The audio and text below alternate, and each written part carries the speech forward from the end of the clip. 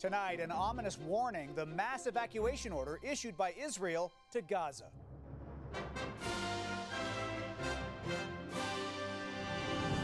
The chaos before an expected ground invasion. Those who want to save their life, please go south. And the small exit window for trapped Canadians. There may be an opportunity for individuals to leave. A constant stream of the wounded. I managed to see my sister agony, and then they took her. Inside the critical situation at Israel's largest hospital. Plus, making a mark on Friday the 13th. I love it. It's probably my lucky number. Moving the needle towards a permanent new superstition.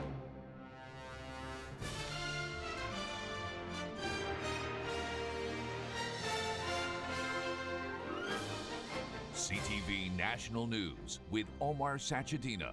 Reporting tonight, John Venevali Rao. Good evening. The deadline has now passed in northern Gaza, where many Palestinians packed up what they could today and fled south, told by the Israeli military to get out within 24 hours ahead of an expected ground offensive. People leaving however they could, some packing into cars impossibly full. The UN said the evacuation of more than 1 million people across a war zone risked a humanitarian disaster. Hamas claims 70 civilians were killed by an Israeli airstrike as they fled Gaza City. This as the Israeli army says it has already launched localized ground raids inside Gaza, searching for hostages taken after Saturday's brutal attack. Our coverage begins with CTV's Heather Wright in Tel Aviv.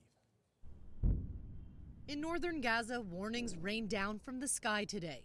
More than 1 million people being told to get out while they still can, or risk being caught up in an anticipated ground invasion.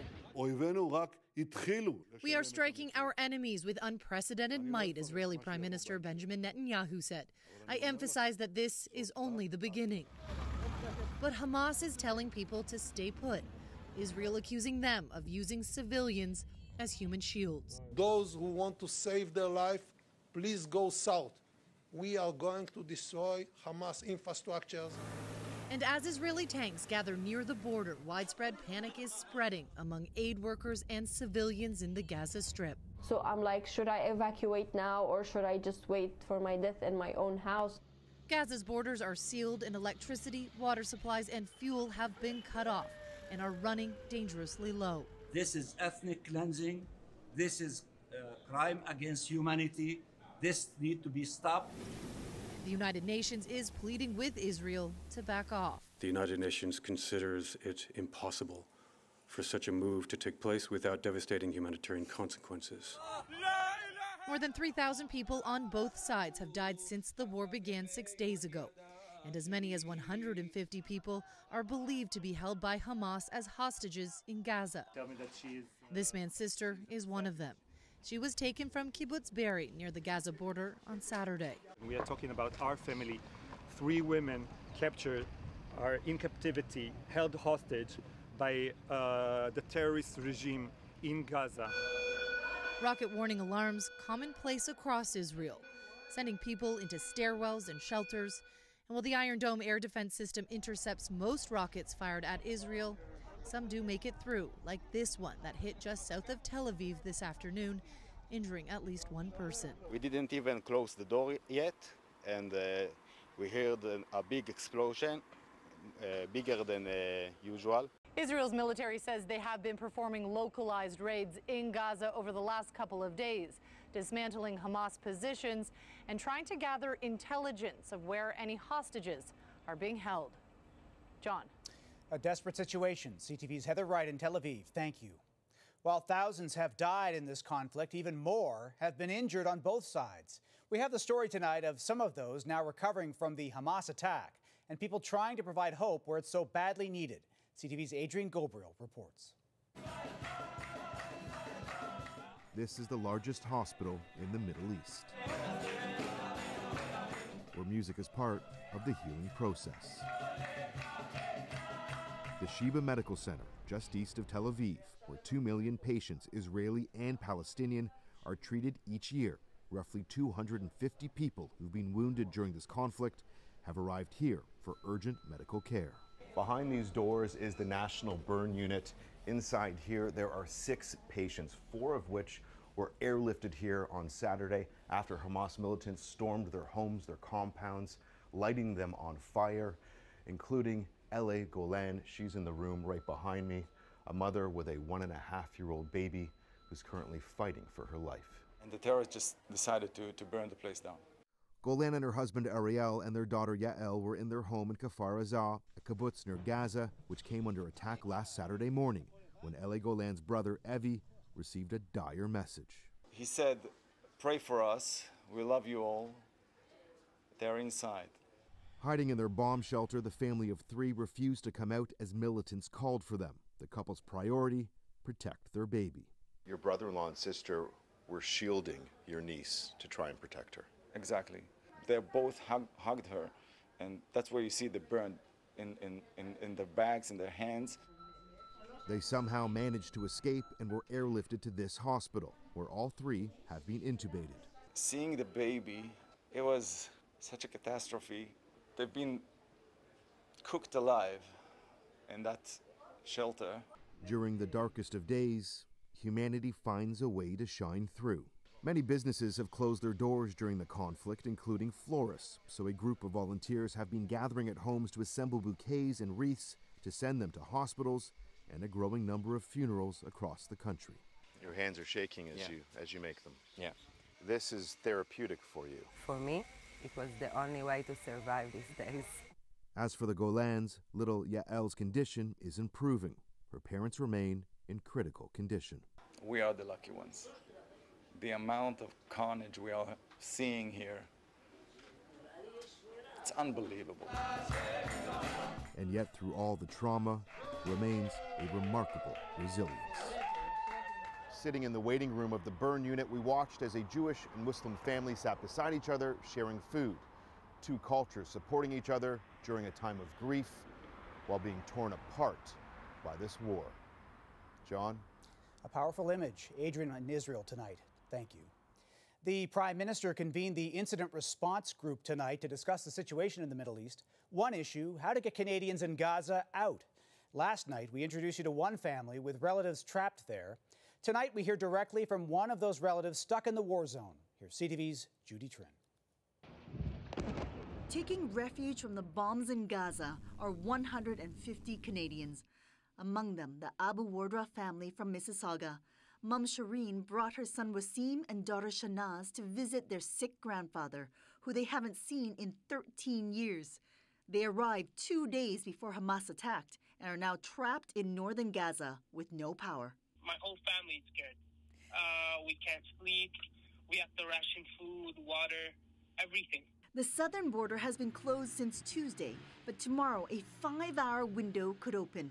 Officials say they have some reassurances that foreign nationals and their families will be able to cross into Egypt. This is communication that has been conveyed to our embassy in Cairo from the Egyptian government in coordination with the Israeli government. But this isn't a done deal. Canadians are being asked not to move yet. There are a number of security challenges at all the borders into Gaza. We know that there have been bombs at both borders in the last week. Outside Gaza, in the past 2 days, Canada has flown out 500 people on evacuation flights. Today, the foreign minister met with some of them before they boarded. More airlifts are planned to help at least 1,300 Canadians still stranded in Israel. After it dropped off passengers in Athens, the military said it also helped transport Israelis back home. Canadian Armed Forces has 2 planned flights, which will also include the transportation of approximately 30 Israeli citizens returning to Tel Aviv at the request of the State of Israel. Global Affairs says there are also about 200 Canadians stuck in the West Bank who also need help getting out. Officials are working on a plan to transport them to Jordan by bus. John. Okay, thank you, Judy. And in the West Bank, there has been more violence. Palestinian officials say 16 demonstrators supporting Gaza were killed today in clashes with Israeli forces. 50 people have now died there since Saturday's attack. The conflict has also spilled over to the north of Israel, where a journalist has been killed. This Reuters videographer was hit by Israeli artillery. He was working with a crew in southern Lebanon, providing a live video feed. Israel says it will launch an investigation. Here in Canada, pro-Palestinian marches were held in multiple cities today. From the river to the sea, from the river to the sea, Palestine will be free. Palestine will be free. That included demonstrations in Vancouver and Montreal. Police forces were also on alert in some places, responding to global online threats sparked by the war. Here's CTV's Vanessa Lee. There is anxiety at Jewish institutions across the country, with increased security around synagogues and schools, where some parents aren't taking any chances. My daughter is home today, but I don't think there's a right or wrong. I think everything is based on fear. Police arrested 3 people after they allegedly made threats at this Jewish high school in Toronto. The incitement to violence from Hamas, a recognized terrorist organization under Canadian law, obviously has no place in the conversation in Canada. It prompted one of Montreal's major hospitals to encourage staff to cancel non-essential appointments. Concerned community members, institutions looking for certainty in an uncertain world, and really living on this edge between fear and anxiety that we're going to have to deal with long term in this community and throughout the Jewish world. In the U.S., every major city is also on a heightened state of alert, with police cruisers and officers visibly stationed outside of schools and places of worship. They're trying to generate fear, and so I think people dropping their kids off, they see a police officer, and it helps alleviate some of those concerns. Police in Michigan have made an arrest in connection with an online threat against Palestinian Americans. Here at home, the National Council of Canadian Muslims says Islamophobic incidents have doubled in the past few days. At the moment, officials in both the U.S. and Canada say there is no specific threat. John. Okay, Vanessa, thank you. U.S. President Joe Biden today said the unfolding crisis in Gaza is a priority for his government. And America's National Security Council spokesperson told CTV's Question Period the U.S. is trying to negotiate a humanitarian corridor for aid and evacuations.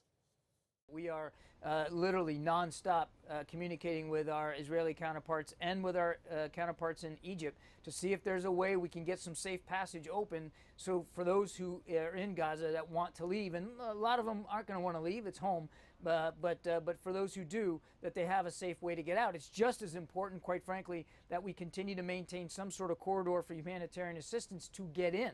The United States believes that the Palestinian people in Gaza, they're victims too.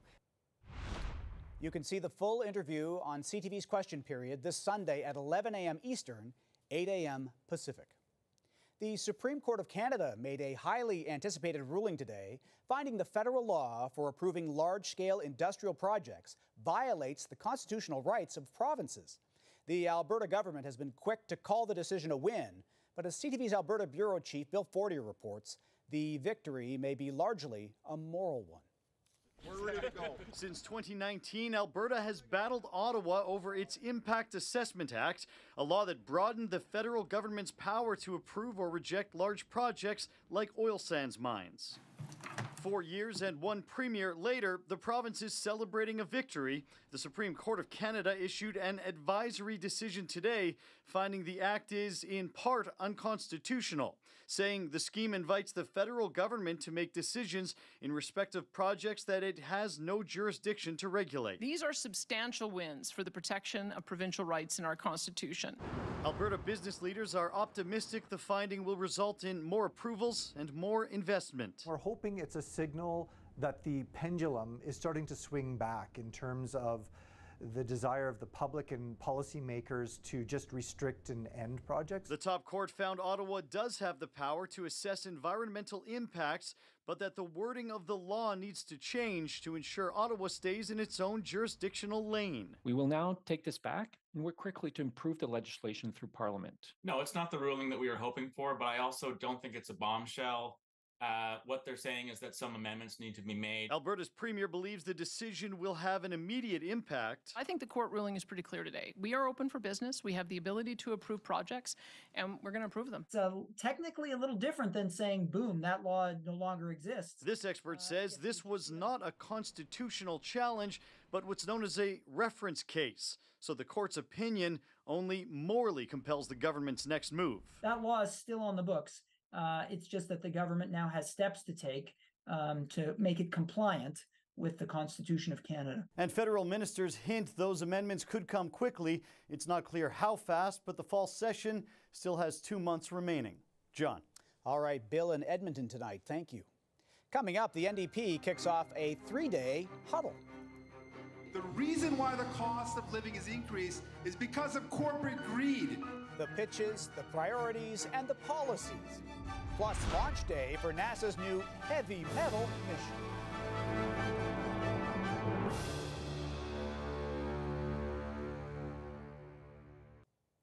Grassroots members of the NDP are gathering in Hamilton this weekend for a 3-day convention to forge future policies. The party wants to position itself as the change voters are looking for in the next federal election.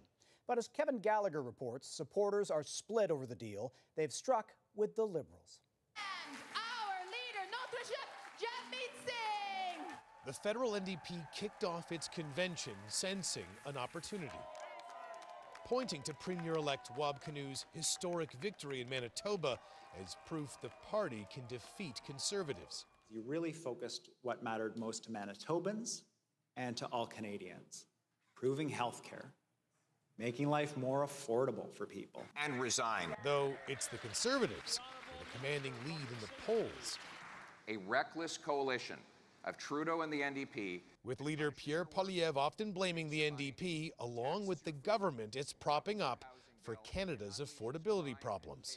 He is just another Conservative politician who's tried to strip away workers' rights every time he had the opportunity. This is the first in-person convention since the party cut its agreement to support the Liberal minority government. Some think the NDP can start demanding more concessions. We absolutely have leverage because we're the ones who crafted the deal. By the end of this year, the government has to pass pharmacare legislation. Some New Democrats are calling it a potential deal breaker. We want all pharmaceuticals to be delivered through our public medical system because it's the cheapest, fairest, and most efficient way to do it.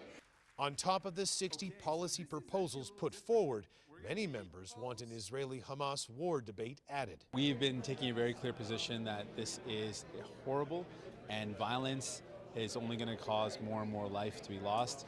We've been calling for peace. There will be an emergency Israeli-Palestinian debate here tomorrow, calling for condemnation of the Hamas terror attack and an end to Israel's siege of Gaza. Kevin Gallagher, CTV News, Hamilton. On the real estate front, there were more signs today of a cooling housing market and the impact of higher interest rates. Nationally, home sales fell in September for a third month in a row. The Canadian Real Estate Association is also cutting its forecast for prices this year and says overall sales will be down 10% compared to 2022, saying much of the weakness is in BC and Ontario. Still ahead, looking ahead to a solar spectacle. The sun, the moon, and their celestial dance.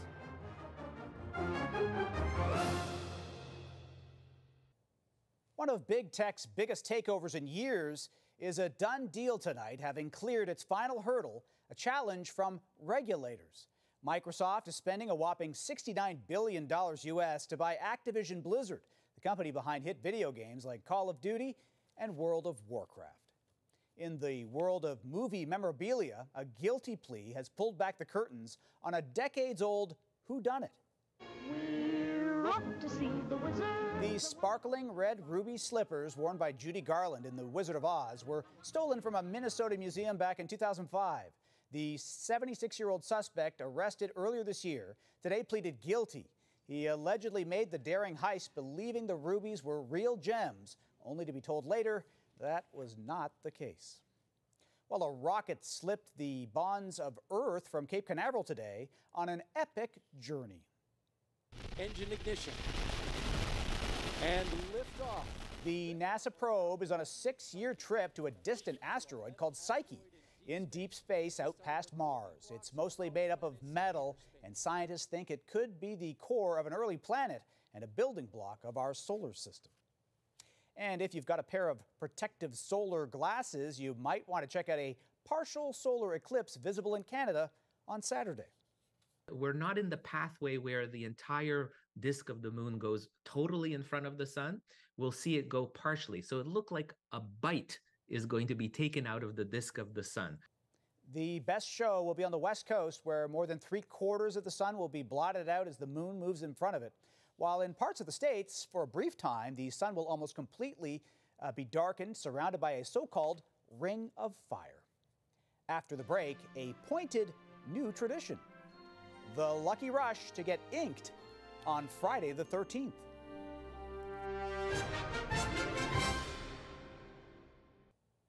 Friday the 13th is typically a day of misfortune, but for a huge group of motorcycle enthusiasts hoping for great weather, today was their lucky day. An estimated 50,000 bikers rolled into Port Dover, a community in Ontario's southwest, a tradition they've repeated every Friday the 13th since 1981. This day, full of superstitions, has also become a super lucrative one for the ink industry. CTV's Alison Bamford explains. This is one of Abigail Krause's favorite days. I just like the idea behind the number 13th, and I'm like a big horror movie fan. And rain turns to blood. It's just a dream. Friday the 13th, a day typically linked with misfortune, can actually be lucky in the tattoo industry. Legend has it, sailors would get the number 13 tattooed on themselves to ward off bad luck. Now, several tattoo artists use the folklore as a fun promotion. It helps tap into the whole, superstition, artistic vibe of it.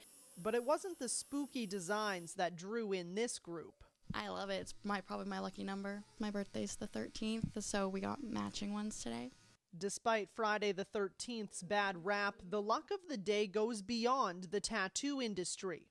13 is actually the goddess number. So I don't have a lot of superstitions around this day. I just kind of take Friday the 13th as a day to put myself first and do things that I want to do and just things that make me happy. For others, a Friday the 13th that lands in October comes with concern. Definitely means there's going to be some tomfoolery going on. People definitely getting up to some shenanigans. But for those troubles, big or small, there could be a permanent solution. Have you gotten a tattoo on the 13th before? I haven't, but I want to. I might just tattoo myself. Do a number 13 somewhere.